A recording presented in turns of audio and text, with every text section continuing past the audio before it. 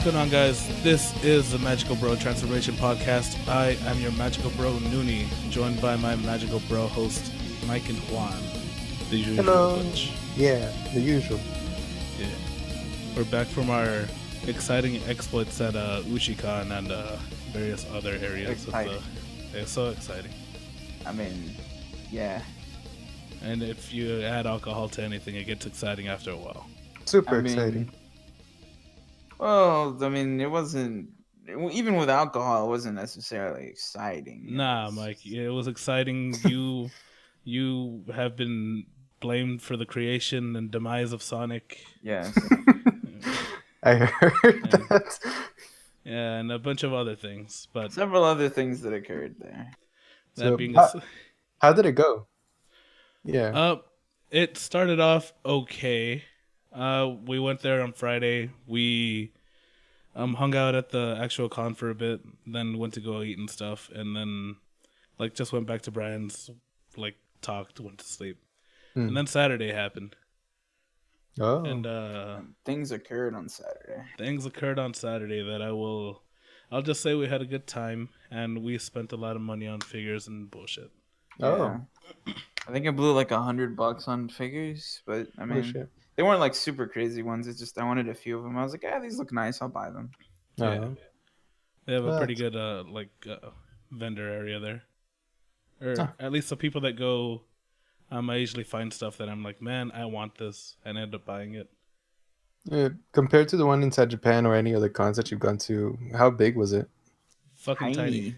Was it tiny? This was the entirety of the con was the size was smaller than the vendor's room in San Japan. It was way smaller than the vendor's room. It was a quarter of the vendor's room in San Japan. That's the entire size of the con. Damn. Yeah. It's a 2-story con, but it's great. I've gone there for 3 years now, and I've gone out of my way of driving 5 hours to get there. Oh. It was nice. It's just we ran into some rather unwanted how do I put it? Guests? Unwanted. They weren't. No, these were just people that you don't want to see in places. Yeah. Oh. You know the people. The shitheads. Oh. Oh yeah. Yeah, but either way, it was pretty cool. I've determined that Mike is nothing but bad luck, and anywhere I bring him, nothing but bad luck falls on us. Oh. It's not entirely true. It's not entirely true. But the second that we got out of the city limits or next to the Air Force base, Mike's phone just got destroyed. What? How? It stopped working. It doesn't turn on anymore. It's dead. It's gone. This was I was in the middle of messaging somebody, and then the phone just died. It stopped working, and I had to. Died. It just didn't turn on anymore, and I was like, what's happening? And we ended up buying a phone at Walmart for me to put my SIM card in at 3 in the morning or something like that. $80 on a phone to just have my SIM card in, just so I could stay connected to the world. And it didn't fit. It was smaller than my SIM card, and I lost my shit. I was just sitting on a bench in the Walmart at 3 or 4 in the morning. The Walmart was completely empty, and I'm just sitting on the bench there, and Nooney's just looking at me, and I was like, I don't know what to say. We ended up returning the phone later that day, and he made a sketchy Craigslist thing. It wasn't sketchy at all, but it felt sketchy. That all Craigslist things are sketchy. Because what happened was I was using Nooney's phone to look on Craigslist for a shitty cheap phone for $100 or less, and then he gave it back, and it was full of viruses. Oh God. Yes, I ended up spending $150 on a Galaxy S5. What happened was this dude was on Craigslist, and I was like, oh shit, he's in this exact area. And so I messaged him, and I was hoping that he'd get back to me. And he got back to me really quickly, and he's like, "Yeah, let's do it." And I was like, "All right, cool. Where do you want me to meet you?" He's like, "Oh, well, meet me at this McDonald's parking lot and shit." And I was like, "Whoa!" And so we ended up going anyways because I was desperate. And we go pick up the phone, everything's working, and we're like, all right, cool. And then we got alcohol, and that's We got kind of how the alcohol and day. some cream pies So we had some cream pies, because and you know cream pies. Oh we were boy, already a do I? little inebriated. And when we went to go get McDonald's, and we we kept making jokes because this Asian lady was in the drive-through, and she was like the one talking, and so they had cherry cream pies there, and I was like, dude, cream pies. And then she's like, you want the cream pies? And normally I wouldn't laugh at those kinds of things, like, but like I was losing my shit with our other friend that was with us, Brian. Like I could not control myself, and he was dying in the back too, and the whole time Nooney's just sitting with us like these So fucking idiots. disappointed. And then I don't know why I remember myself telling him, but I kept leaning over to Nudie going, "Do you get it, Nudie? Do you get it? Do you get it? Cream pies, dude!" And like it was bad. And then we got into the parking lot, and we kept saying like, "Do you get it, Nudie?" And he eventually told us, "Stop being fucking children," and that didn't stop us. If anything, it made it worse. Yeah, and we didn't make a very good selection of alcohol. We got that. Yeah. It was like Malibu. What the fuck was it again? It was like a Malibu fruit punch that was supposedly, had fruits and Multiple shit. fruits. Yeah. But it just tasted like coconut. Coconut with a slight hint of like orange scent. Not And- even What the flavor, fuck? just an orange And- scent. I enjoy coconut, but not to the extent of drinking nothing but coconut. I don't like coconut, but I was like, well, we got to finish this. So we went into the con that had a big sign that said no outside alcohol. Or no, And, outside we drinks, filled outside- our- or, yeah, No, it was alcohol. just- it just said alcohol.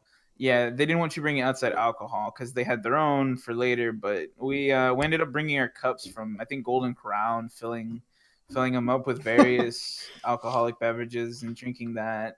And then I had my first try of Michelob Ultra, which I've learned is essentially fizzy water. Yeah. And Yeah. like it wouldn't have been as bad. Well, this is speaking for myself. I wouldn't have gotten as bad as I did had the bar at the convention been open, because that was always like the saving grace of the convention whenever I went. Like if like it ever went down a little bit, I was like, well, I'll just go to the bar for a bit and then I'll come back and then everything will be amazing again. But the bar was the closed. bar was closed, and apparently they told Mike that it had been closed for the past 2 weeks, and to which I also blame Mike that his existence is the reason that the bar is closed. They can't find a replacement bartender, so they'd had it closed for 2 weeks or something. So because of that that, sucks. they're like, nah, Nooney, it's okay. Let's just go get a bunch of beer and we'll bring it back and whatever. And then we bought some like homeless person beer called we MD got some MD 2020. 2020s. Don't ever Mad fucking Dogs. drink that ever again. Or don't, if you've never tried it, don't get it. It's really cheap, and it looks like, oh man, this is blue. Everything blue is good. It's good except for that. The downside is the thing is it actually tastes really good with Sprite. With Like Sprite, it yeah. tastes amazing with Sprite. What's bad about it? The hangover the it- next day. I wasn't even Oh. drunk from that shit, and What I the had a fuck? horrible hangover, Dude, dude. it's the worst. I had the worst possible headache I've ever fucking had. What the fuck? Like living in Austin, I always would see like bums with like MD 2020s inside their shopping carts and shit, or just like around them, and I was always like, man, how fucking drunk must they be? And then now I understand like why they're always angry all the fucking time, because they just have a constant hangover. Those poor things. It's really shitty and it's really cheap, but don't do it. It's not worth it. No. I'd rather spend like $30 on a bottle of something nicer than taking that shit. Yeah, and to the 2, maybe 3 people I may have offended at Ushicon, gomen janai, or as the Americans would say, sorry, not sorry. The people you offended with. I don't know. Well, know no, what I- there's there a was, few like, people I 2 could think of, but that I could think of, but everybody Yeah, else, we were just having a great time.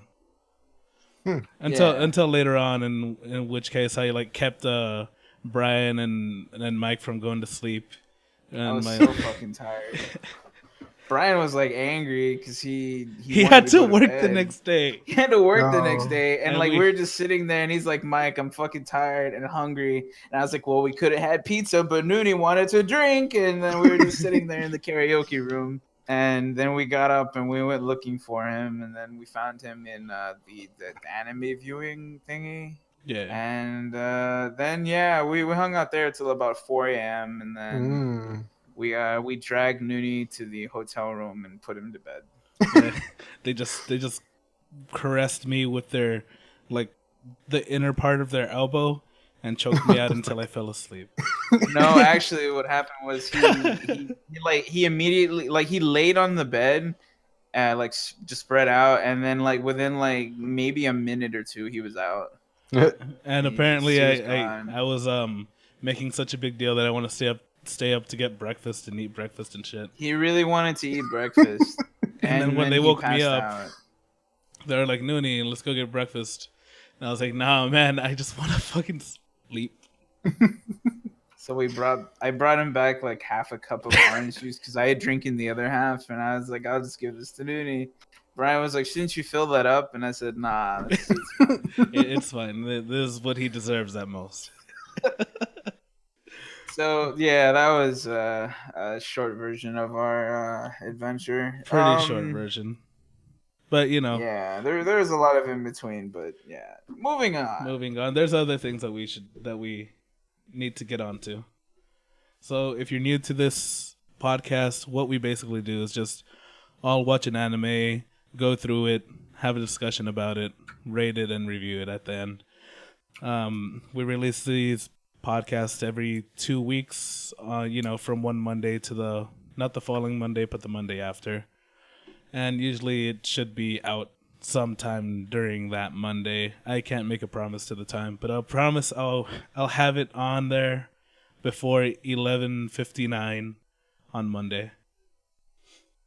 And we do some fillers in between also. From time to time. I think we might do Karas. Was it? Yeah. Yeah, we might be doing Karas for the next filler. Yeah. Yeah. Woo. Woo. But the anime for this week that we decided to do was Afro Samurai. Yeah. Yeah. In the wake of Samurai Jack, I was like, well, let's put these numbers in a random generator and see what comes up, and that's what came up. Yeah. True story. That's what happened. There's alcohol involved.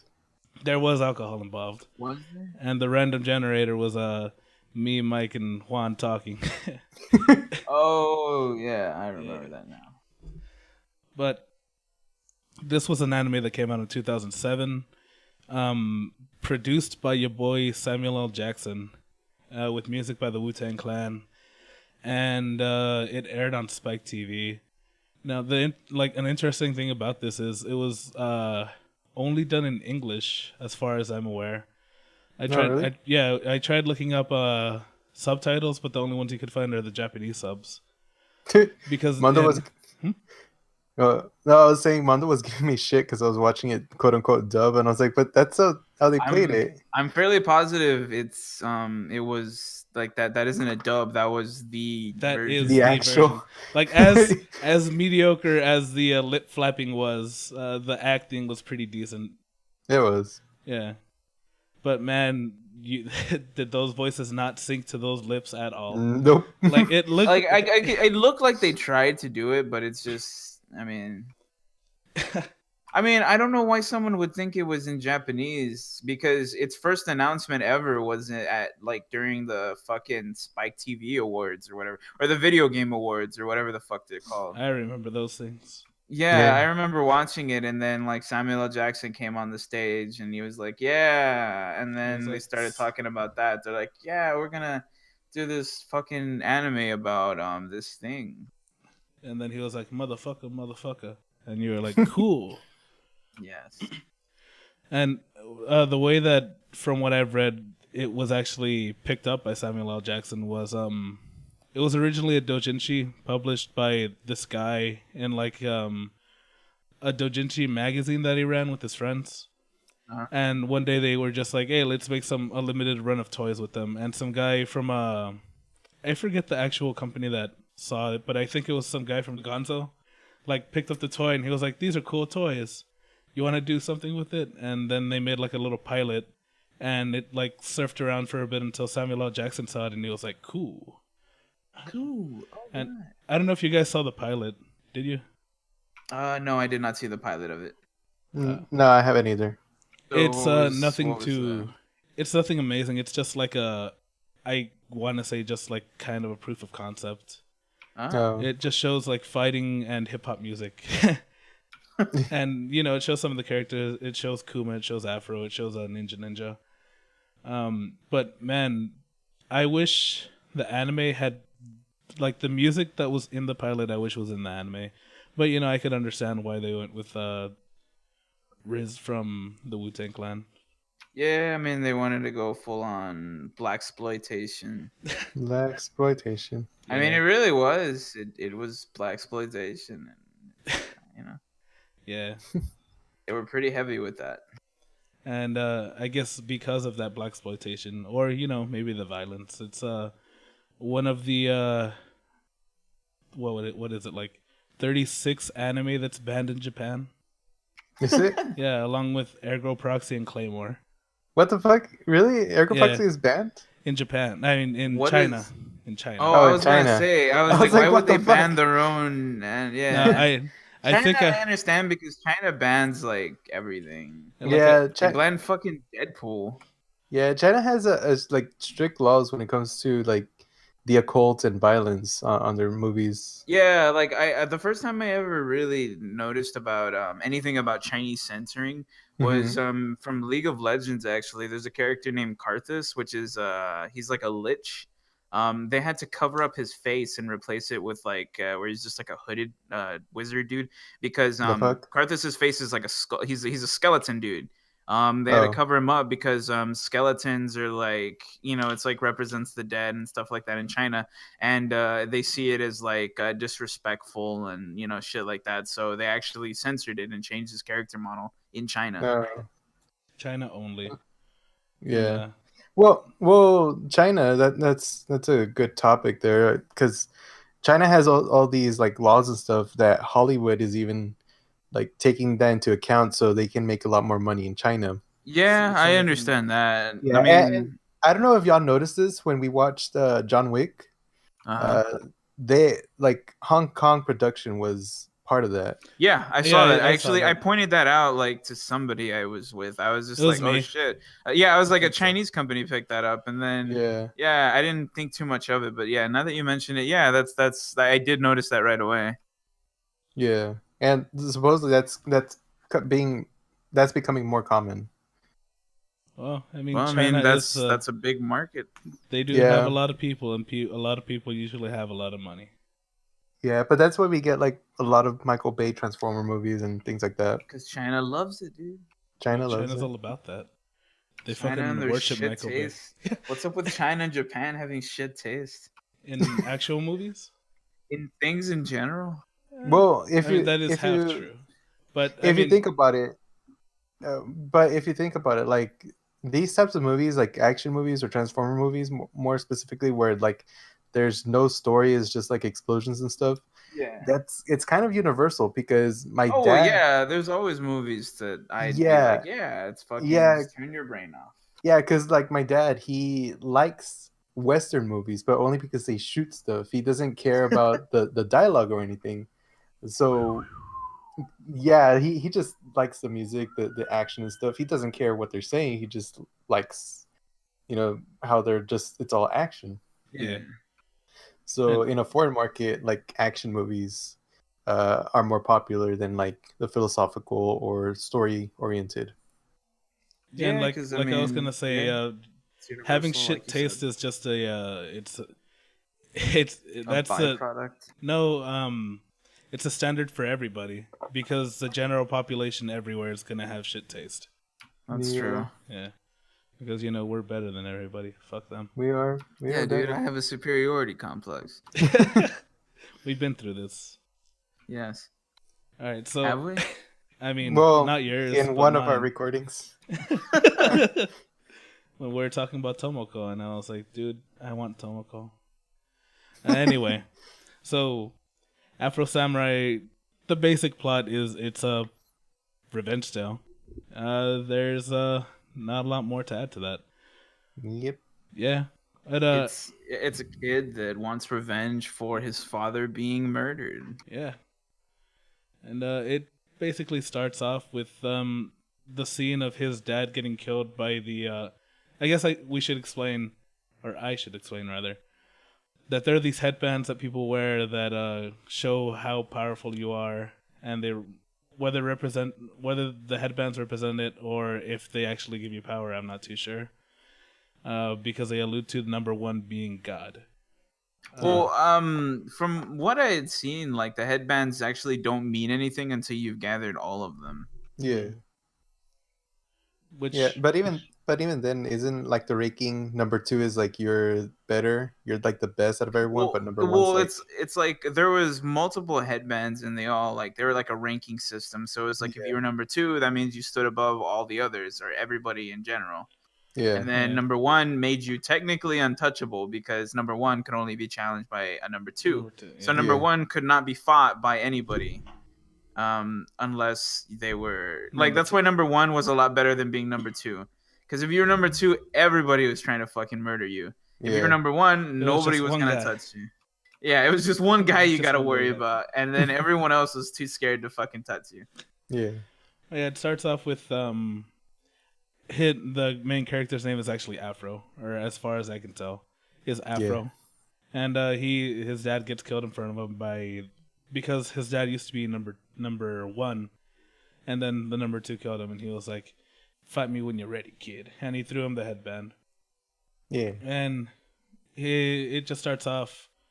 After that, it just shows him as an adult making his way up a mountain to challenge the number 1, and in his way, a bunch of like mini fights happen. And in between that, there's like they sprinkle in a bunch of backstory, which was my favorite part of this anime actually. I enjoyed some of the fights, but I feel like the backstory was a lot more interesting. I don't like how it was done because since it was just like little bits and pieces here and there, and then there are some parts that were like unnecessary, like when Afro's sensei or whatever like said this one phrase and he was like, "I gotta fight with my eyes closed now," because unpredictable. oh, Yeah. My thing with the story was that, yeah, like I enjoyed the fights. It was nice, like doing the whole flashback things, like you said, where they would go and talk about like his past and like why he was doing any of this to begin with. Because the show, it just throws you right into it at the beginning. Like you just go straight in, and he's already fucking number 2 and shit. Yeah. And yeah, so like when it did the backstory, which was like as to why everybody hated him, as to like why the whole thing with the headbands to begin with, and then like more details on the thing about his dad and him and everything like that, and the guy that he's trying to go kill. So it was nice looking into that. What annoyed me though was that like you get, even like as the show completes, you get this like this story and you're like, all right, but then it's still missing bits and pieces, and then it's like, oh well, you got to watch the movie now to get the rest and shit to see like more. And I was like, come on, man. The only good thing about that was that I got to watch it in its entirety after it had aired and the movie came out. So yeah, I was like, all right, so I get to see all this, but I'd imagine it'd be kind of annoying for people that were following this. yeah, Yeah. And I expected to. I guess we'll get to the movie when we get to the movie, but I expected the movie to be a continuation about this. And I didn't like when I first heard of the movie or like I'd seen that it was there. My initial assumption was that it was going to be about, yeah, like it was going to continue right after the show. I didn't think that it was going to be like an in between kind of thing. I mean, it turned out really pretty nice. It's just it threw me off. yeah. You're right. It wasn't a bad like, oh, I didn't want this. I mean, it, like I said, it did answer some more questions as to the past, and it did like kind of like the movie did show, or like it gave us an idea of like why something led to another thing, and it's like, oh, okay, that's helpful, I guess. Yeah. Yeah. And like the backstory itself as to like why everybody hates him and why like certain people are after him is I thought was gonna be pretty okay. It turns out it's fucking stupid and everybody's fucking retarded. Yeah, like okay, his main But the build up was cool. It was cool. It's just once you realize it, you're like, these people are fucking petty and dumb. They're just idiots. Yeah, like okay, so this is a rundown of like Afro's past essentially. So Afro's dad was like murdered in front of him by something that was essentially like a metaphor for America. Yeah. And he murders his dad right in front of him, cuts off his head and shit like that. And then he's like, all right, well, come find me later, I guess. And so he just takes off. And then like he's just left kind of wandering around with his dad's head and his dad's sword, and people are just like, oh, look at that kid, he's fucking nasty looking. And yeah, so he gets adopted by this guy that's in charge of like a dojo for like swordsmen, samurai, shit like that. And he ends up like bringing him into it, and he gets raised by this guy who teaches him how to use the sword, but he wants him to be peaceful. He doesn't want him to be a murdering machine, which he was already becoming. And he befriends this kid named Gino, who was like an older guy, and he was like a prodigy, like a blade prodigy. And so like they become like best friends, and then becoming like brothers and shit like that, you know the score. And they make friends that are like these kids and like villagers and stuff, and everybody grows to love Afro. Well, the sword master, the dude that found the sensei, the dude that found Afro, took the headband that his dad was wearing, and as we said before, these things are fucking magnets for trouble. Yeah. He decides, oh, I'm gonna take this and just go and hide it and shit, and just leave it there. And yeah, well, bad things happen when you have that fucking the number 2 headband. And so these dudes, they hear that the sensei has the fucking headband, and they're like, we gotta fucking go for it. And so they go and raid the fucking the dojo where these little children and innocent people are hanging out, and Afro's there. And so I mean, Afro and Gino get to it, and they start like fighting and stuff like that. And the sensei is just like, no, Afro, no fighting. You hang out here. I don't want you to become a murdering machine. No. Then he's like, no, I gotta fight because these guys are fucking, that's my headband. And he's like, well, you gotta kill me to take it. And he's like, I guess. And so he fucking the Afro did not want to kill the teacher, but the dude was adamant about dying. And so he kills him, and like he just fucking kills him.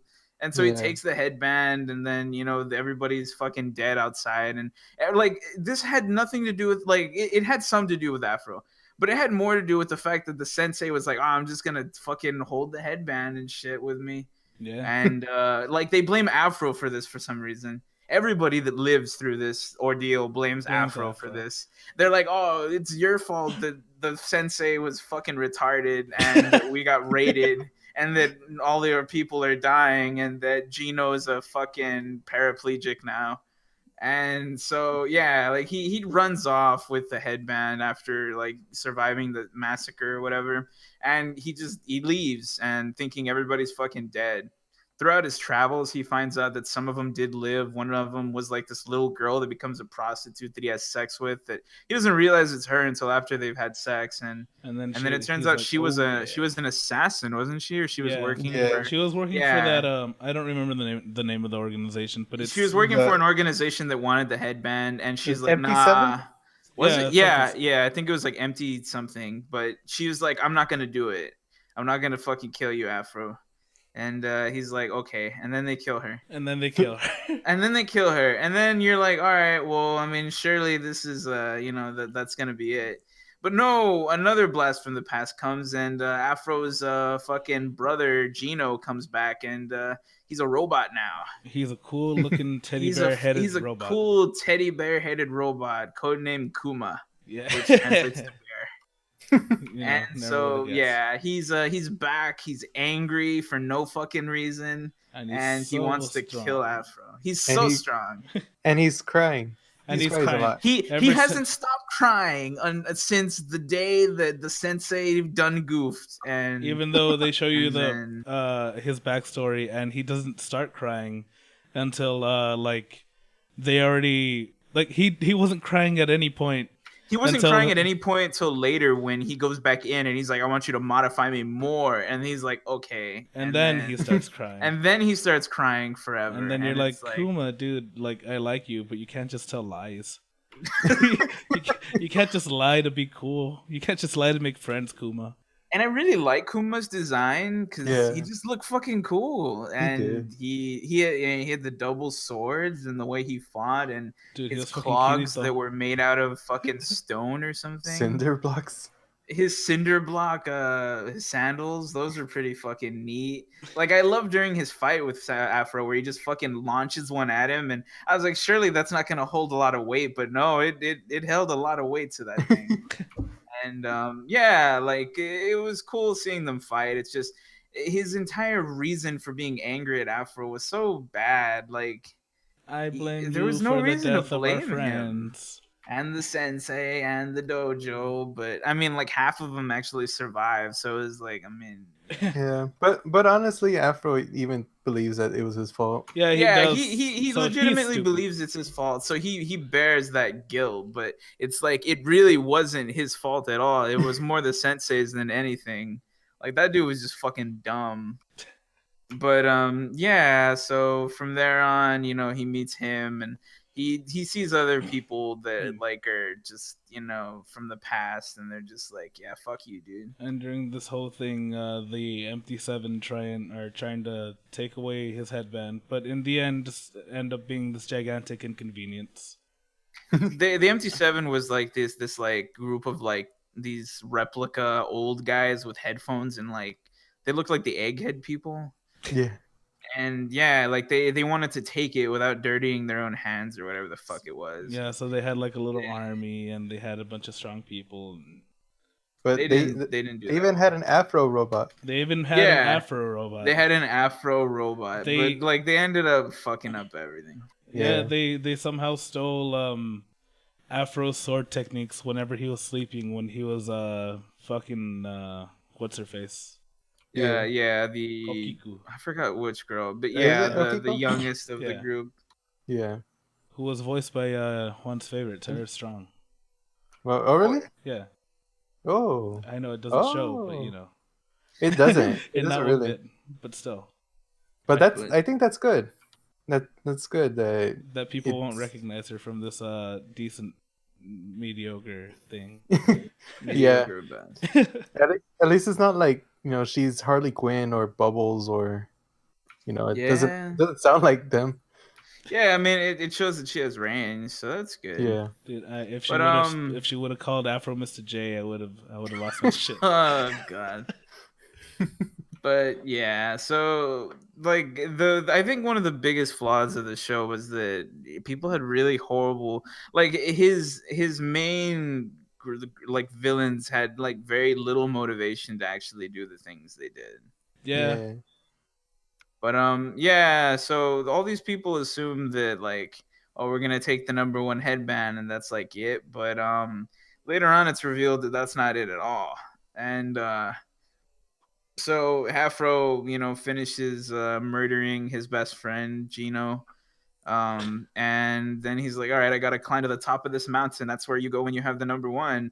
So he goes up there under the premise that he's going to defeat the Justice, who is Justice. what's the word for it again? He's the embodiment of America. he's the embodiment of America. And so he goes up there, and Justice is this really pasty looking dude with a lisp and a southern drawl, and when you first see him, he's like drying up and all sunken, like he's super old and he looks like he's about to die. yeah, so he's like, oh, I'm just gonna murder you, and he's like, nah, I'm just kidding, I'm fucking immortal. I'm amazing, and let me just suck up this blood real quick and replenish my body. But yeah, like this entire show was like it was like a, what's the word for it again? A commentary? Yeah. Parody? Okay, Satire? It's a no. commentary. It's a commentary. Okay, yeah. So Oh. this was like a commentary on like the imperialization, or like when the European country, when the West was forcing changes upon Japanese society. And so this entire thing was that, like, so Afro's father was like the embodiment of Japanese culture, and being defeated by justice was like, you know, the West like forcing them to trade with them, the West forcing their religion on them, and forcing, you know, technological changes and such like that. And so that's what this was a commentary on. And later on it becomes that, like, they, how do I put it, Afro ends up becoming that embodiment himself. He is And then America. he becomes Japan's like culture. And so like when the people are hating him and stuff like that, or when they're like, oh well, you know, you fucking, because like in the show people viewed Justice as a hero. Yeah. Like a lot of people had like monuments and Well, plaques to Justice. That was more in the movie. In the show, Yeah, like, that's it true. didn't Yeah. really show anything. I take that. Yeah, in the show itself, they didn't really talk too much about Justice. He was just kind of a thing there, Yeah. Yeah. and nobody really like. They didn't really say anything, but He yeah, wa- like he was basically just part of the world. yeah, he was just there, and so you just see him. It's like, oh, this is just the dude that fucking killed Afro's dad, and you don't really think much of it. But yeah, that's what he was. Justice was America, and he was forcing his long dick into Japan. Into Japan's tight black butthole. Yes, and so that's what these were, and like they show it in the landscape as well. When you see a clash of like just like old fashioned like Japanese like like their what's the word, like the structures and stuff like that, Architecture. the design, Monuments? architecture, yes, the architecture and such. But it's also being mixed with like modern technology, where it's got like computers, and like people are using phones and shit like that, or like they're using guns, and you know, during what is assumed to be like the Edo period, or it was supposed to be. Yeah. It was, So yeah, so like you see this like clash of like two different like cultures like being forced together, and like it looks like they was being forced in there, like things are being like run through like the walls and stuff like that. So like it looked nice. It was just like that was the message they were going for, I guess. And as the movie ends, I mean, you know, there's a cool fight that happens, and then Afro gets impaled through the head, and you're like, well, he's dead. And then he's like, no, the power of strength brings me back to life. And he ends up killing number one, or Justice. Yeah, he And ends then- up chopping them in tiny bits and pieces. Little itty bitty teensy weensy. Yeah, actually not that small, just like pieces, I guess. Just mincemeat. Just mince. Yeah, it was like soup, like where it's like cubes. And then it just shows him get the headband and put it on, and then like an extra hard cut to a screen that was like many years later. And you're like, well, I guess it's many years later now. And you see Afro walking, or you see this guy with a bunch of headbands wrapped around his body, and he's walking up to the tippity top of the mountain where the number one resides. Yeah, he's like at the bridge that leads up to the stairway or whatever for Yeah. the mountains. And then Afro starts walking out, and you're like, oh, cool, a fight. And then you see that it's Kuma, and you're like, how the fuck is this guy alive? And why does he look so fucking cool? He's just covered in headbands that I didn't even know existed. It was like there was like number 10 and 11, and I was like, what the fuck is why? And then, like, he has a joint in his mouth, like, on the teddy bear mask that he wears. And you're like, man, that's so fucking stupid, but he looks so cool. And then Afro, like, is just Afro. And then it stops. And you're like, oh, well. They just have some like little cool short exchange with each other, where he's like, it's time to finish this, Afro, and he's like, I guess I'm gonna have to murder you again.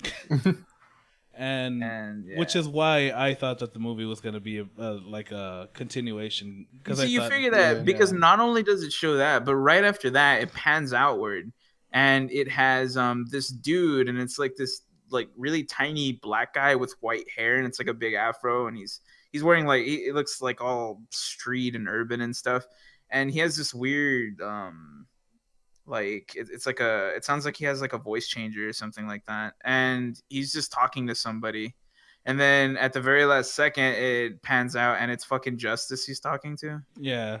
So you think like, oh, they're gonna continue this, and then they're like Afro Samurai the movie, and you're like, oh shit, but no. Especially because the movie was called Resurrection. I was like, well, fucking Justice just got resurrected, I guess, somehow. This is obviously, you know, gonna continue on. Oh, no, it doesn't. Never mind. So let's move into the movie.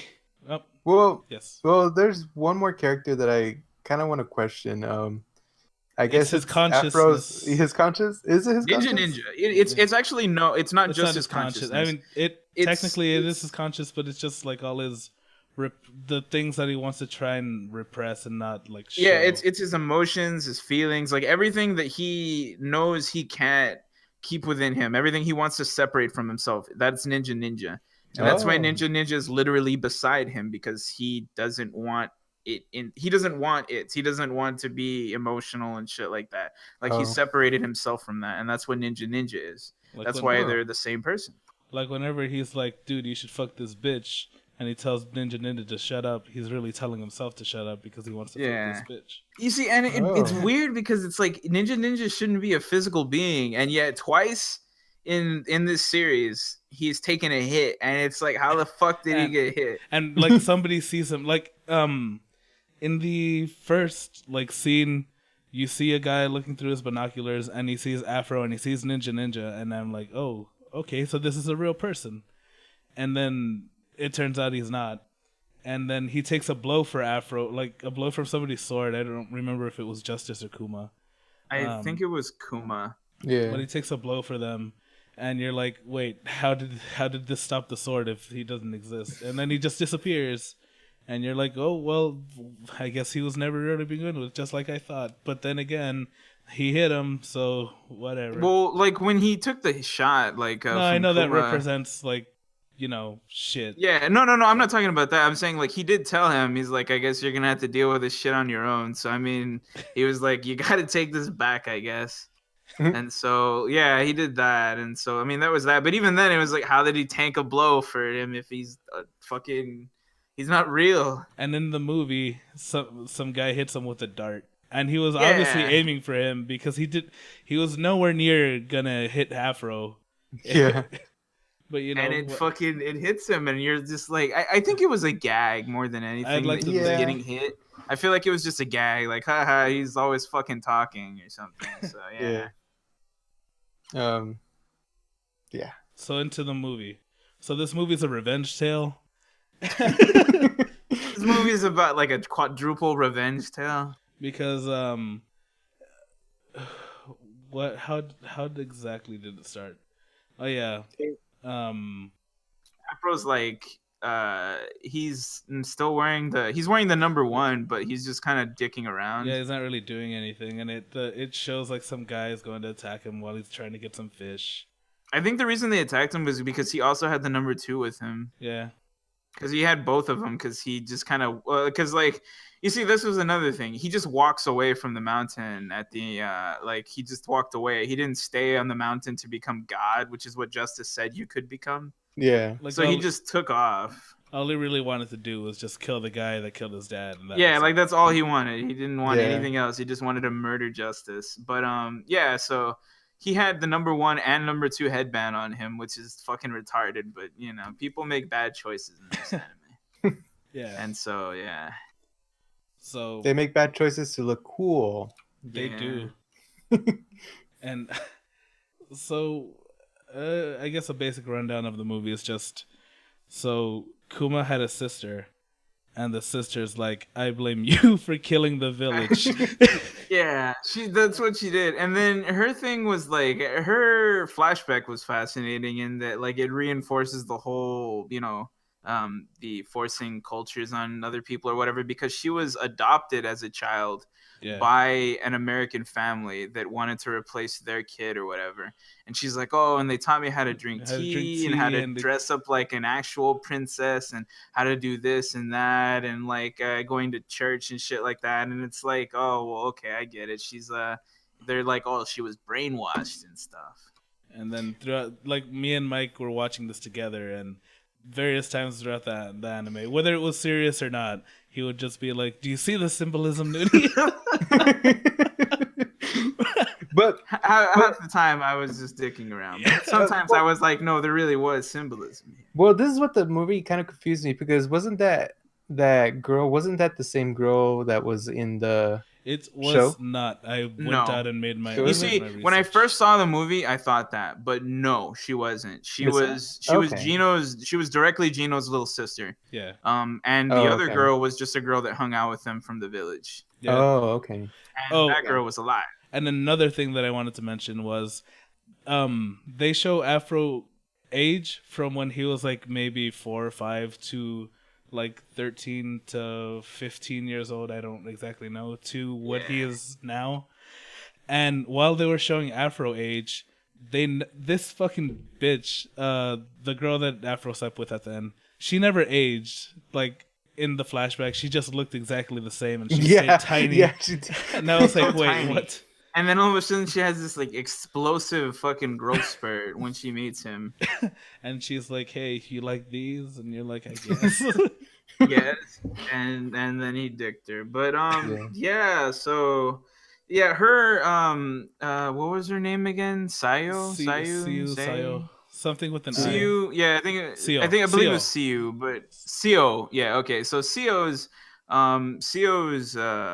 reasons for being a bitch were just as bad as Gino's and just as clouded, because she blamed him for like getting Gino fucking technically killed and like various other villagers that Afro didn't really interact with.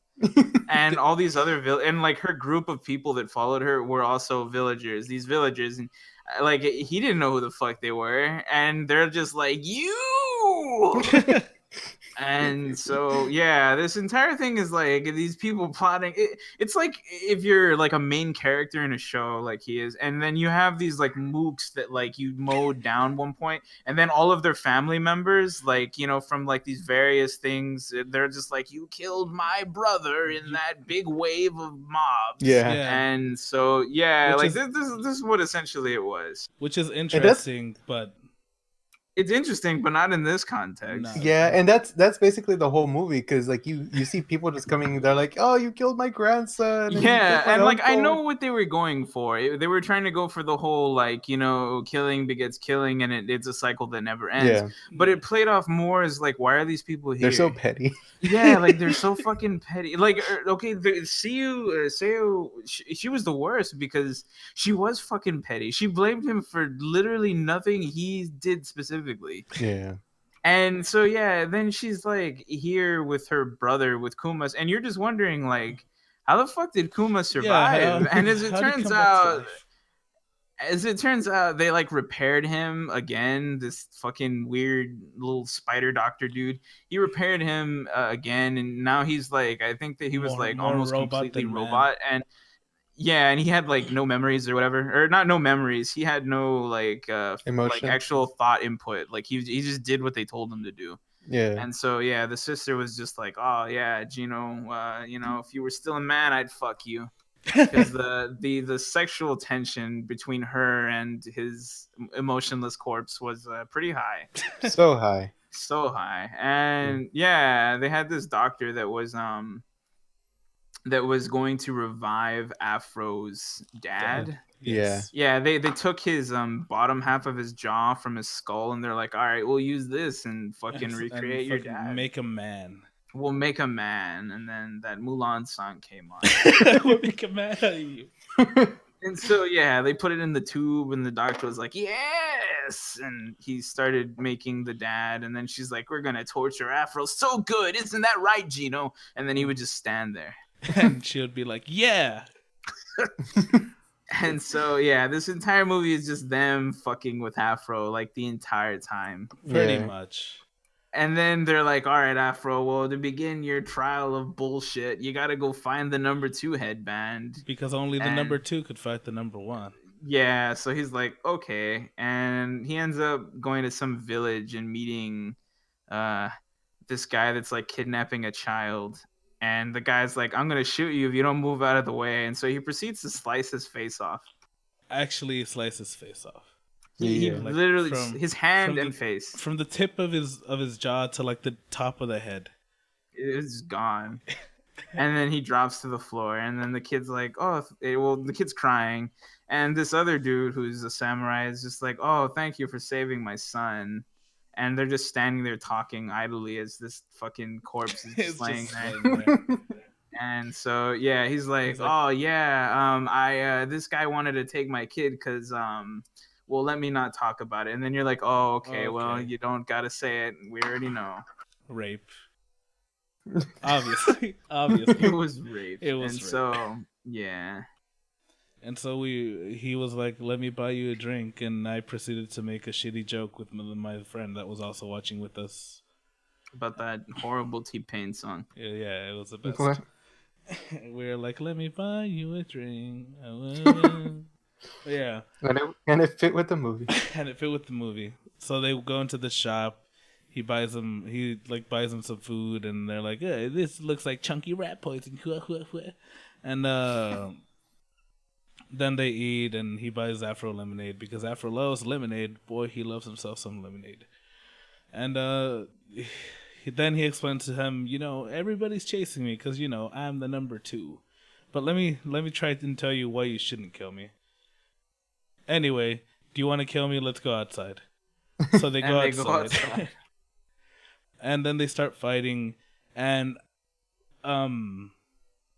there's a festival going on outside, and I just want to commentate on how cool this festival looks. That looks It pretty was cool. amazing. how, Dude, like- the Buddha thing, it was fucking. And how degenerate everybody there is. They're just People people were just having fucking bareback sex, like, they're right in the middle of the fucking thing. festival. And They Yeah, weren't but even it's- like. It was like traditional Japanese festival with just like debauchery. Yeah, it was a regular festival with added. There was a DJ and there was a light show. they were and blasting rap music. They were blasting rap music, And they were There dancing was- along to the music with like glow sticks in their hands. Just Yeah, like a and then- traditional Japanese festival. Yeah, Yeah, and then you just see like- these dudes drop down on the roofs and they're fucking Tom Clancy's Trouble in Tokyo ninjas and shit. And yeah, they're like spec ops and they got their little night vision shit and they're like, all right, it's time to kill the Afro. And so they're just watching the fight go on between Afro and this dude over here who actually proves to be a good fighter. Yeah. It's just the fight itself was kind of shittily animated. Like I felt like they were moving a little bit too slow for my taste, anyways. Yeah. I mean, I know they're not supposed to be going Dragon Ball speeds, but it felt like they were going a little bit too slow, and there wasn't any fluidity to it. And for the most part, this movie, like, it was pretty decent as far as like the Yeah. animation and stuff. Because I was like, man, I wish the series had this much money in it. Because in the beginning it showed, and then like it dipped a little bit, and then it went back up, and then then it ended in I guess an unsatisfying animation in the what's the word I'm looking for? Like in an animated sense, it ended What? in an unsatisfying way. In that there was this like really cool thing that they did, but they didn't do anything with it. Oh, and then like they Yeah. skipped ahead, and they're like, oh, whatever. Yeah. Yeah. Anyway, before we get to that, Yeah. so they Afro and the number 2 kill all the Spec Ops people, and turns out the DJ was a part of the fight, or was a part of the Spec Ops, and he blasted a song that was called like "Kill All the Afro Samurais" or something like that. I forget. Yeah. Yeah, and it was just like if you've actually seen the lyrics, it's literally just them talking shit about him. Yeah. So they kill all the Spec Ops, then they start fighting again, and that DJ is like, I have a gun, I'm gonna try and kill them.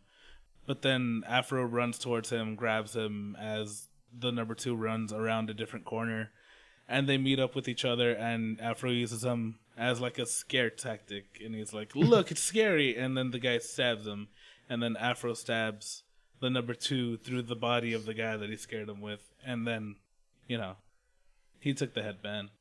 Yeah. And wouldn't you know it, the little kid saw. He saw his poor not dad die because earlier you find out that this fucking asshole that just died promised his friend that he'd look after the kid, and he only had the number 2 headband because I forget. It wasn't a good reason. He went and got the headband because his friend was his after friend. There you go. His friend was murdered by Afro, and he's like, "Yeah, my friend." This is another thing where he's like, "Yeah, my friend. He was the one that's actually the dad of this kid. He really wanted that headband, and then he just ended up murdered. And as I found his body, he was saying he whispered in my ear, 'No more.'" And so that sent him on the path of just he wanted to find it just so that nobody else could have it. Yeah. He's like, "Yeah, I gotta be strong so that nobody can get it." And given he was strong, it's just he was strong in the honorable sense, and I mean, that's you're still gonna die if somebody decides to use other tactics like Afro did. So just he used another person and he died. And then Oh, sorry, Nuni. No, you go. I was gonna say that's another thing about the show and the movie that, they go more in depth on the movie. They give a shitty explanation as to like the chaos of the world. Yeah. Like they're like, oh, everyone's fighting each other because Afro overthrew justice.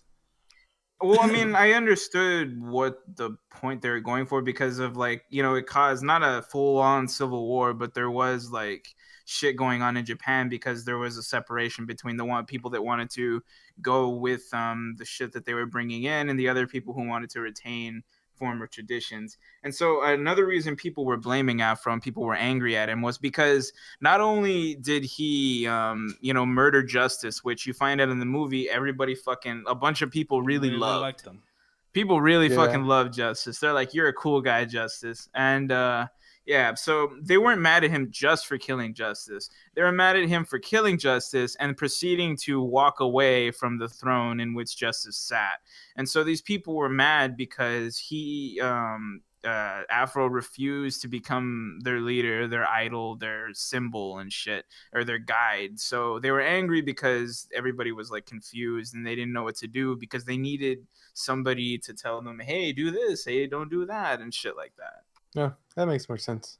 Mm-hmm.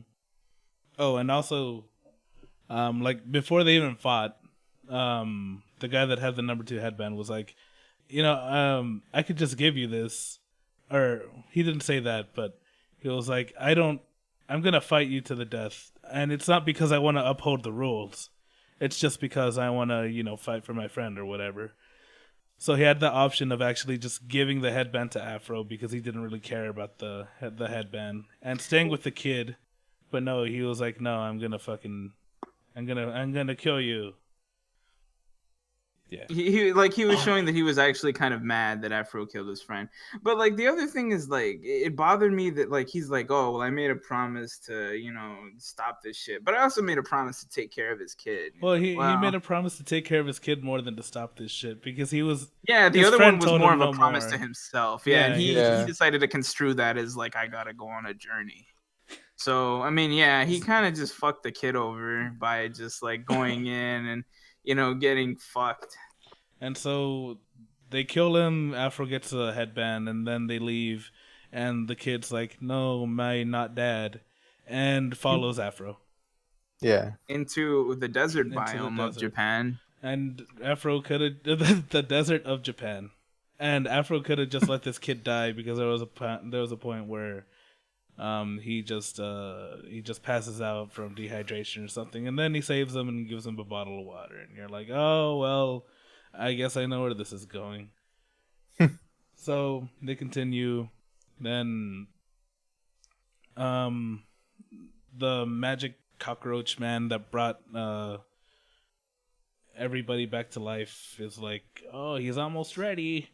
Afro's dad is almost ready, and then Seo's like, well, let's make him ready now, and presses a button, then proceeds to kill the cockroach man after he tells her that the people that Seo used to know that he revived in robot form went out without her to exact revenge on the Afro Samurai. So you see Afro fight these people, and they lose, but they prove to be a challenge, I guess, and like wound him to a certain extent, and then Seo and Kuma and Afro's dad show up, and they're like, "Hey, look who we have here!" And then Afro's like, "I can't kill my dad," and then a fight happens, and Afro gets died, and then after Afro gets died, Kuma's like, "I care about you now." He's like, "Man, I was a real dick," and then he rips off his mask. I guess it's not your fault that the sword master fucking held the number 2 headband and made everybody come after him. I guess that was his fault, but whatever. So then Kuma goes and he gets his hands chopped off. He gets an arm chopped off and gets smacked with it, and then he gets his hand chopped off, and then he gets died also. But not before Seo gets died because she gets stabbed through something. She tries to like stab the dad in the back with her little butterfly knife, but and the like dad's too fucking thick. She stabs him, and this is a rather long like little sword, and it doesn't even go halfway through his fucking back, and you're just like, God damn, this guy is fit as fuck. And so he just looks over, kind of just like annoyed more than anything, and he's like, "What the fuck?" And then he just smacks the shit out of her, and then he stabs her with He said, this is where I realized that Afro learned something from his father, where he grabs Gino's body, puts it in front of her, and then stabs both of them together, and then throws them on the ground. I was like, well, like father, like son. Yeah. And then, plot happens, and Afro's alive again. Dude, oh my god. So Gino's like cut in half and he's mostly cyborg. So there's like a trail of either oil or blood, I'm not sure, leading from him to Afro. As he's losing power, there's like electric sparks like shooting off from his torso. And they like, it follows the liquid, the blood, and it gets to Afro's body, and the shock revives him. Yeah. And he comes back from what I assume a shattered neck. And he's like, all right, I'm good now. And then he just off screen does something to his dad and then walks away. And then they do like this is a part where they do that cool animation thing that I really enjoyed. White screen thing. Like everything was white. The only thing that showed was like the shadows of Afro and enough detail so you can see that it was her face, and I was like, man, this looks really cool. I can't wait to see what they do with it. And they do nothing with it. So then his dad dies. You don't even see the dad die, you just see like a little smidge of black in the middle of the screen, and you're just like, I guess I know what happens. And then as Afro's walking out, he sees that kid, and he's like, oh, hey. And then he does the worst possible thing to do in this universe, and he hands him the number 2 headband, and he's like, come fight me when you're ready. Like much like Justice did to him as to Afro. Kid. Yeah. The thing was, Afro was a fucking prodigy, and this kid, we don't know anything about him. He's just a fuck. The second somebody sees that kid with that headband, they're going to fucking over murder him because that happened to maybe Afro knows. He wants it to happen. He's like, there, he'll leave me alone. Someone else will take the number 2. It won't be my problem. And so this movie actually leads into not right before, but it takes place after the series and before the fast forward that it has at the end. Thing.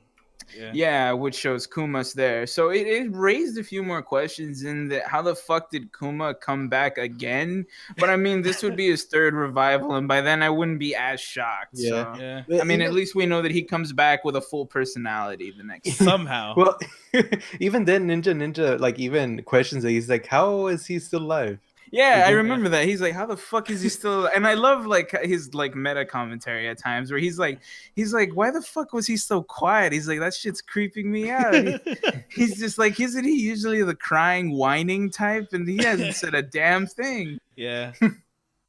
Because when he first shows up, like Afro's like carving little statues of his dad and all the people that he's lost and stuff in some like abandoned shrine, and then Kuma's entrance scene is he comes crashing in from the ceiling on a motorcycle, and then just grabs him and drags him over to like his dad's like gravestone or like where he was buried, and he Yeah. doesn't say anything like that entire sequence.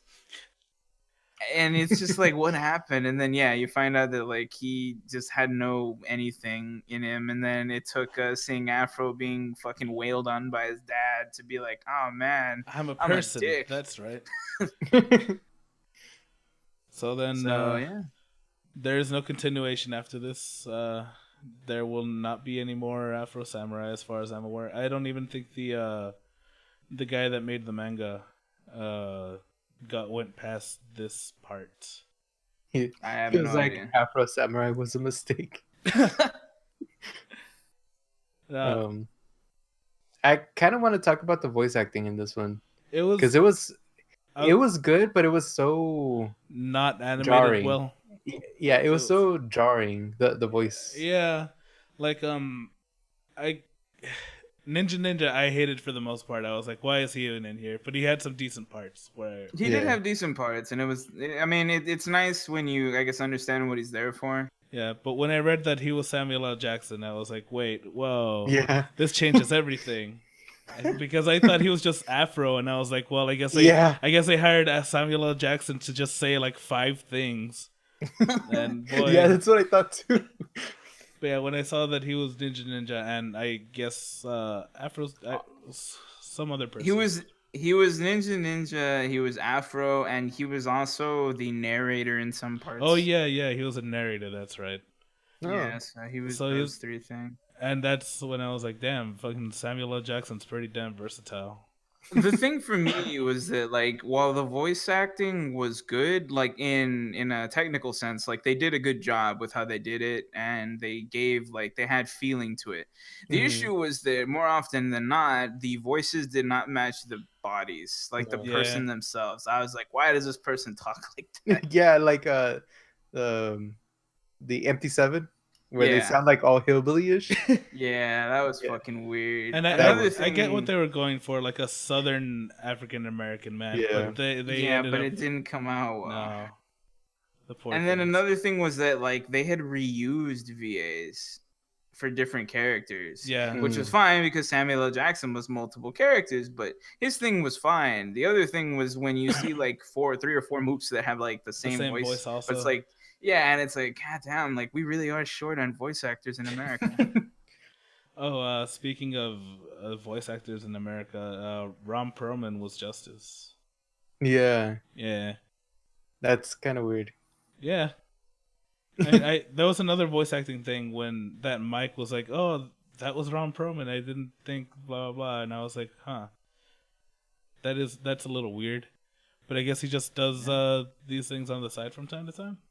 Yeah, I mean, he picks up. I mean, you know, when you're a voice actor, you pick up shit that you can, and he's also a regular actor. Yeah. Yeah.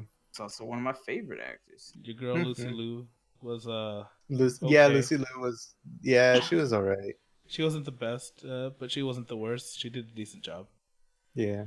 And there were some cliches and translations like I still saw where like some of the sentence structures sounded weird. But I mean, I guess you can't tell the guy that wrote the thing to change the thing. I guess that's how he wanted it written or something. Who knows? Yeah. Yeah. But it was good for the most part. Not the best, or better than most. There you go. Yeah. I think they knew what they were getting into. Yeah.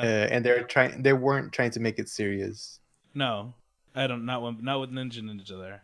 Nah, Yeah. he was just dicking around. Nah, he was just fucking black splitting everywhere.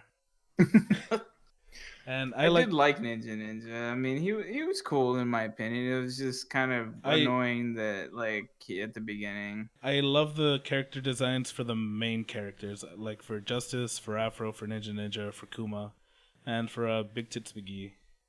Yeah. Yeah, she was pretty cool. Oh, and the design for the doctor that brought Gino back to life or turned him into Gino.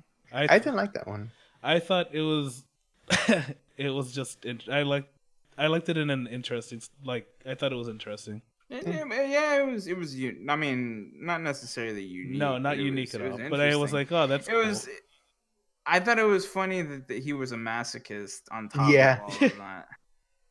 So yeah, like that was interesting. Yeah, where he was like getting stepped on, he just enjoyed it. Yeah, and then he has a fucking climax when she pushes down on the metal. Yeah. It's the all in all, though, I mean, it was pretty decent series. It just had a few pitfalls. I feel like I would have loved the actual 5-episode series if it was just cut or / edited in a different way, and I feel like the story would have been better if you put certain things in different places instead of what they did. But that's just me. I don't know, like I said, I enjoyed the fights and stuff. It's just I felt like at times they were lacking, which kind of made me more interested in the story. That's what made me want to go more into what the fuck happened? Why does everyone such a dick to Afro? It's they just, like I said, they threw you into the story from the get-go, and they're like, oh, this dude's a fucking piece of shit. Yeah. And then you just kind of slowly find out more or less. And then in finding out, it deteriorates the enemies. Yeah. Because it's God, Gino, why are you such a little bitch? And I guess Ninja's there to joke about it, because even he was like, this guy has no reason to be a dick. But I mean, like we said, even Afro blames himself for it, so it's I guess it's okay. But the music was all right. It was hit and miss for me. After seeing the pilot, I was like, man, this could have been so much better, because they used music from people that I actually listen to, or at least one of them. I listened to Sign, and they used Sign song. I didn't know they had years. Sign. Yeah, in the pilot. Oh, yeah, shit. And they have a song by Gangstar also. And then they I have the love ending Gangstar. song. Yeah, so why the fuck would they switch? I'm like, okay, I like RZA, but it's why the fuck would you switch him for those? Those knowing their material, they would have fit a lot better. Yeah, actually. it would have been it would have been more in the style of a Samurai Champloo, where it was more what's the word? More slightly jazzed influence and hip hoppy, as opposed to straight rap. Yeah. Which I was like, man, they had such a great opportunity, but I guess maybe they cost more money, or they were the Wu-Tang Clan has more name recognition than. I felt like that's what it was. I mean, it might have also been they're like, well, we won't ever have a fucking chance to do this again. So they're like, you know what, fucking because okay, in their thing, if I had the chance to call up a bunch of fucking big names, I'd do it too. Yeah. I could see why you'd want to do it, but Gangstar and Sign would have been much better as far as thematic mood would go. Well, isn't Wu-Tang Clan? They're big on these types of things. Yeah, they are. Which, like I said, it's understandable why they went with it, because they're all about Eastern culture and shit, which is what their entire thing is, or not the entire thing, but a lot of their thing is based off of. Yeah, and heavily influenced. And isn't RZA the producer or the director for Man with the Iron Fists? I can't tell you. Was it him? I'll look it up. You should look it up. Talk amongst yourselves. I liked that it was drawn or animated by Studio Gonzo, because it showed. It definitely shows, because it has their style. It has that style, and I feel like it fit it pretty well. Just that more detailed than it needs to be, but not almost to the point where it's ugly. because I like that animation style a lot of times. It works, especially with like I the don't think kind of world that they were trying to portray. Yeah. the only part where I think it didn't work was when Afro was a kid or slash Well, a yeah, teenager. because when he was a kid, like even as a kid, they're like, "Oh, this is Afro. He's like 15 years old." I'm like, "Dude, that dude looks like he's in his 40s." He had sideburns. He Yeah, had like that dude is thick-ass old as sideburns. shit. He had, But in the like- movie, they actually fixed that, or I guess because it was a different studio, maybe. No, He I looks looked it a up. It was the lot same younger. studio.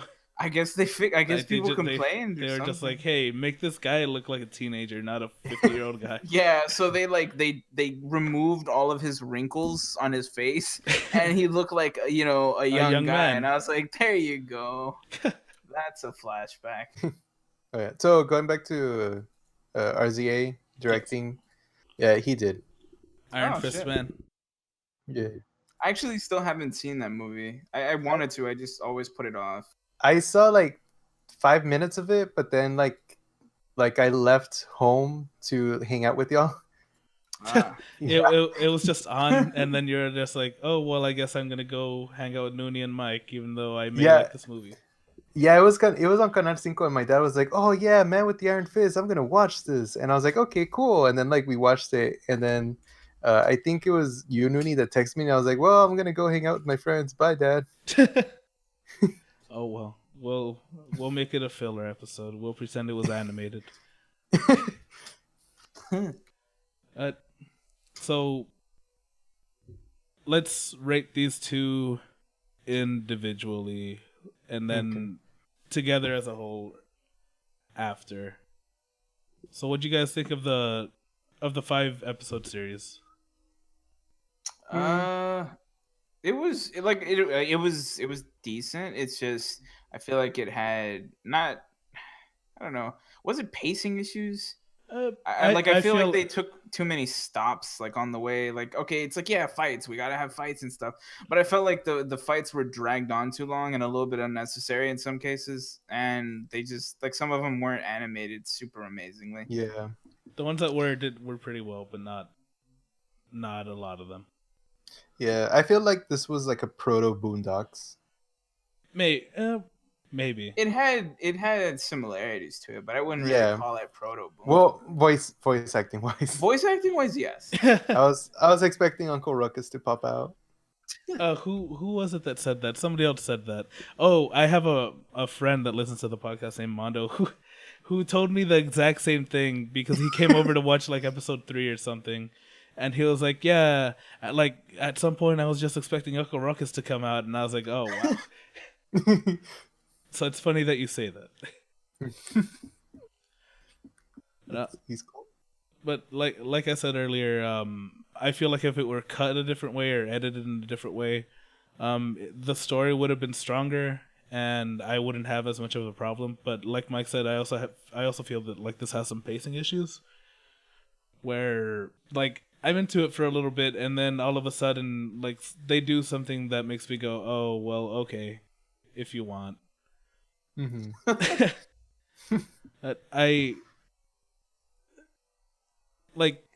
I guess in the end, it was better than how it started, like with everything put into account. And the only thing that I hate is that there is no continuation for this. In that, I would like to see Kuma fight Afro in the state that he's in because he looks so cool. But I'd probably have to give this like a 2.5 out of 5, which is literally like right in the middle. So 2.5 out of 5 headbands? 2.5 Sure, out of 5 headbands. All right. I can't think of anything stupid in this anime. And there was a lot of things, but I can't think of something to rate it with. Because it's already stupid to begin with. I mean, as a kid, well, not really a kid. Well, yeah, I was like a teenager. I thought this was the coolest shit. I was like, man, there's so much gratuitous violence and there's titties and there's just like a bunch of gangster rap in the background. Then I got older and I was like, man, they could have done a lot better with this. You got more like, sophisticated. I became a cultured vegetable. He put his pinky up and then all of a sudden he just can't It's like, good identify day, with the urban sir. youth. Yeah, well, I mean, I wouldn't give it a 2.5. It like 2.7. Like I think it was it's watchable, it's rewatchable. It Like I is mean, I've seen definitely this a total of watchable. like 3 times. Yeah, Yeah. it's decent, it's entertaining. It just has issues when you kind of like break it down and you look at it from like an objective point of view. Yeah. Yeah. I'll give the show a hard 3. A hard Uh, 3. Damn, a that's hard 3. 3 headbands. a hard 3 Because headbands. Not limp because 3. I a hard 3. Because I feel like they could have gone somewhere, or they could have refined it even more, especially when there was a big name on it. Mm-hmm. But I guess they just didn't want to get too far from the source, I guess. Yeah. Mm-hmm. And I guess because they were trying to say something, and once they already said it, they're like, okay, we don't care. So yeah. Mm-hmm. And would you Indeed. guys, indubitably, as Mike would say now, what would you guys, or I guess I'll go first. I want to say the movie is a lot better than I expected it to be after watching this series. It didn't exceed expectations, but it was like just above what I expected. I guess that is exceeding expectations, but it was just above, it was just above what I expected the movie to be. The only thing was, I feel like it was, dude, the movie is longer than the actual series itself. It's 2 hours long. Yeah. The movie was long. I wouldn't say it dragged on, No, but it because didn't it had drag a on. lot of stuff packed into it. Like the movie was decent. It was pretty good. Like I'd argue that I enjoyed the movie more than the series itself, honestly. I want to say that, but I feel like I can't say that because I actually, I guess in the grand scheme of things, I like the series more than I did the movie. But I feel like the movie was better. If I that feel if like, that makes yeah, sense. I know what you're saying. The movie was indeed better. The series had its highlights and stuff, and I mean you can't have one without the other. But like, or you can technically. But moving on. Yeah, that's besides the point. That's besides the point. The like I don't know. I enjoyed the movie more than the series because I guess because it had a better resolution to it in a way. Mm, Yeah, I can I understand mean that. that's how I feel. Like okay, the whole cutting away to the thing and the jump cut was kind of annoying with the whole dad fight. But yeah. I thought it was cool in seeing like, oh, okay, this is how Kumas finally stops being a bitch, and And starts being a you fucking kind of badass with that he joint starts in being a his mouth. badass, and he becomes the bear again. It was also kind of cool seeing like some other characters like in the other series like show up again, and like they're still paying for the consequences of fighting Afro. Like one of the people from the MT7, he's like strapped to like a Hannibal Lecter chair, and he has like muscle spasms when he sees Afro and shit. Yeah, Yeah. so like that was cool seeing that. Like it was cool. Like I don't know. It felt like within the time they had in the movie, they managed to like explain a lot, and it was neat Yeah. seeing it. I want to say I'd give this, let's say 3.2 head bobs out of 5.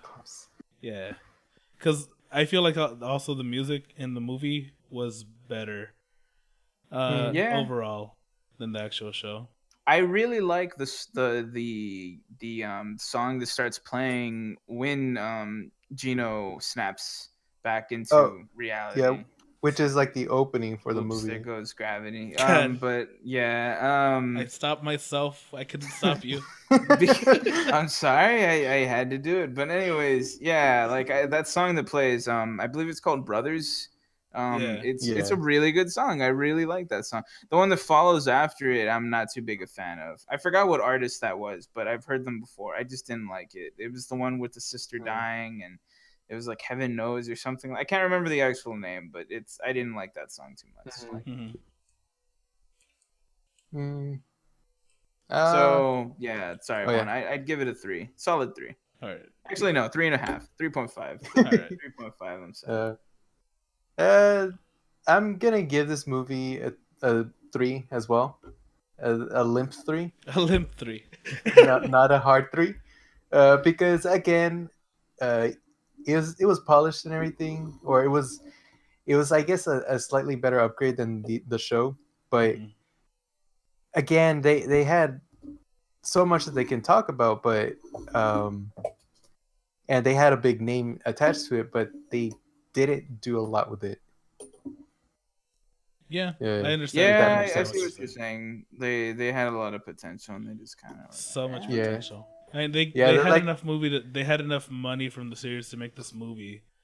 yeah, So and they could have been like, hey, Samuel Jackson. Hey, look, Samuel Jackson. But that's all they did, and Yeah, I feel like they just like they took big names, and like I said, I understand. It's just it didn't make for a very great product. It was like yeah, we got Samuel L. Jackson. All right, what are you gonna do with it? We don't know. Samuel L. Jackson. It's He Samuel L. makes the Jackson. movie We'll himself. figure it out. Don't worry about it. He brought his friend RZA, and they're gonna fucking do this whole thing themselves. Dude, just you wait. He's gonna say Oishi. It'll be the best. But yeah, I guess overall, what do you guys think? I want to say it's decent. You mean like a combined? It's Yeah, a like a pretty combined decent thing. show. Like yeah, it's not bad. It's not amazing, but I mean it's decent. yeah. If you just want to sit down and you really like black exploitation movies, this I one's do a enjoy really it. it's a really good romp. Yeah.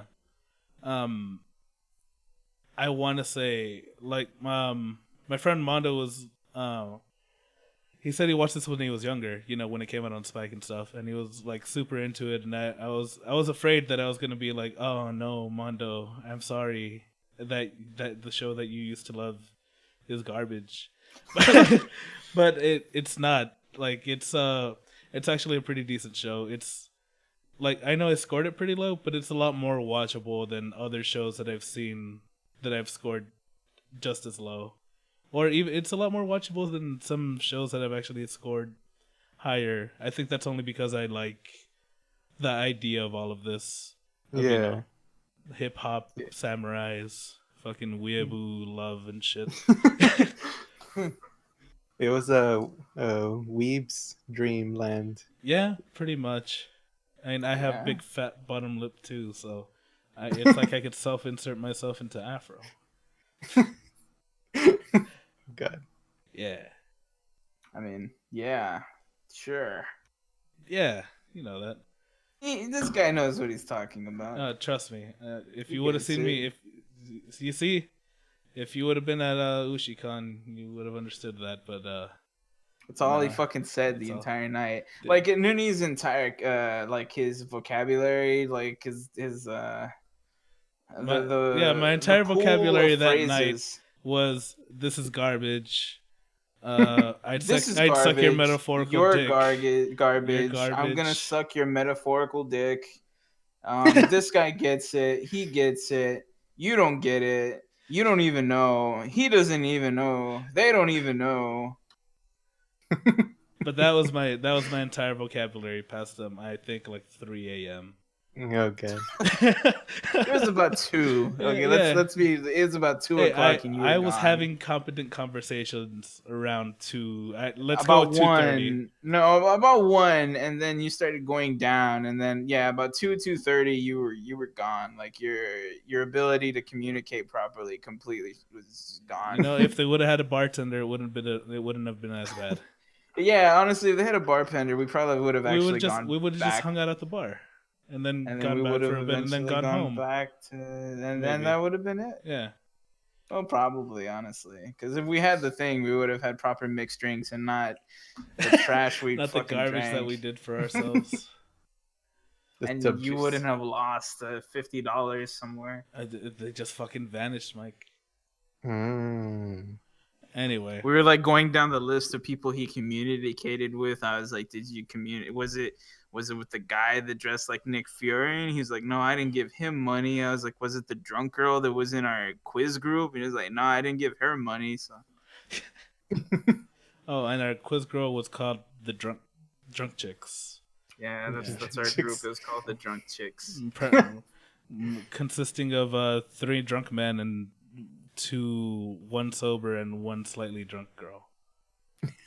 So the drunk chicks. Yeah. Yeah, we were the drunk chicks, and then we were just drinking like all of the shit that we had in foam cups that we got from the convenience store. Yeah. It was the best. And this girl was like, "How do we get alcohol here?" I was like, "I don't know about here, but I have alcohol." So, But yeah. all right. Now that that's been done, let's try and see what we're gonna get for our next anime. It's gonna be something different, and since the wheel isn't here, I'll provide the clitter clatters and the boops boops and everything. The weasel waggles. All right, here goes the spin. Are you guys ready? A boop boop boop boop boop boop. Boop boop boop boop boop boop boop boop boop boop boop boop boop boop boop boop boop boop boop. All right, it's number 76. What is that? It's Pandora Hearts. Pandora Hearts. I've never heard of that. I don't know who put this in here. I would like to know though, but it's not something that I thought somebody would put in here. I thought, like, looking at the cover, I thought it would be a rom-com, and I was gonna be like, "Oh, look, it's a thing that Mark wanted to put." But we'll see how this goes. Oh, it's a shonen manga series. Is it? Yeah, according to Wikipedia. According to this photo, it's not. But No. I guess I won't judge a book by its cover. But that's been the show. If you guys want to reach us in any sort of way, if you want to email us anything, you can email us at mbtpodcast@gmail.com. On Facebook, we're facebook.com/mbtpodcast. On the Twitters, we are at Magical Broadcast. And I'll provide the links to the list of the animes that we have reviewed and the animes that are on our list to review. But we'll see you later. Bye-bye. Say bye. Bye. Let's get more alcohol.